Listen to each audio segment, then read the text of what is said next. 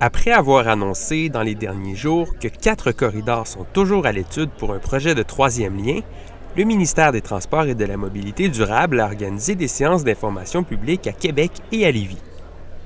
Le 27 février, c'est au Centre des congrès de Lévis qu'avait lieu cette rencontre, dont l'objectif était d'informer les citoyens des dernières avancées du projet. La population lévisienne s'est présentée en grand nombre afin de poser leurs questions. Moi, je suis très intéressée par ce questionnement-là. Avec le trafic et tout ça, le temps de transport, sachant que les ponts également vieillissent, je me dis, on est une moitié de la Rive-Sud qui travaille à Québec, puis une partie de Québec qui travaille sur la Rive-Sud. Je voulais voir un peu. Tu sais, on voit quand même de la bonne foi, mais est-ce que c'est suffisant pour vraiment répondre à l'ensemble de nos questions? Je suis pas certaine. Par contre, je trouve que c'est la première fois où les gens se présentent quand même du ministère sur la Rive-Sud. Normalement, ce qu'on voit, c'est toujours Québec, Québec, Québec. J'ai très bien compris que le travail des gens a été fait sérieusement. J'ai parlé avec une jeune femme et elle m'a vraiment expliqué. Elle travaille au bureau du sous-ministre. Et elle m'a expliqué que les études qu'ils ont faites, eux, c'est des études impartiales et c'est des études apolitiques. Ça, je le crois. Mais moi, le vrai problème, je trouve que à quoi ça sert quelque chose de sérieux si on n'en a pas besoin?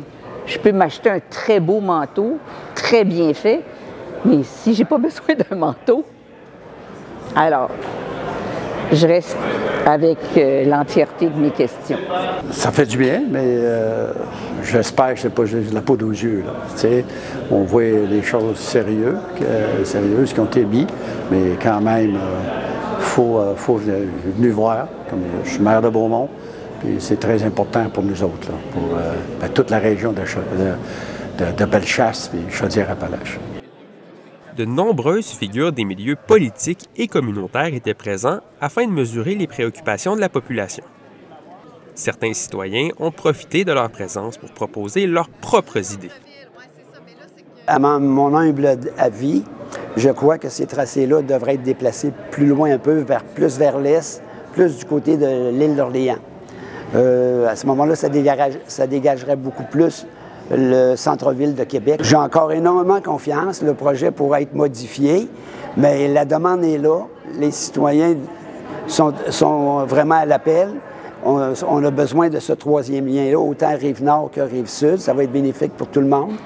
Puis économiquement parlant, c'est ce qu'on a besoin.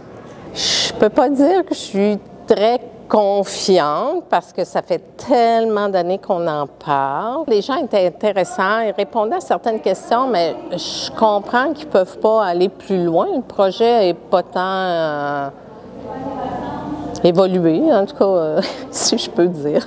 Je trouve qu'on devrait penser, ça serait une idée intelligente de penser à la population actuellement.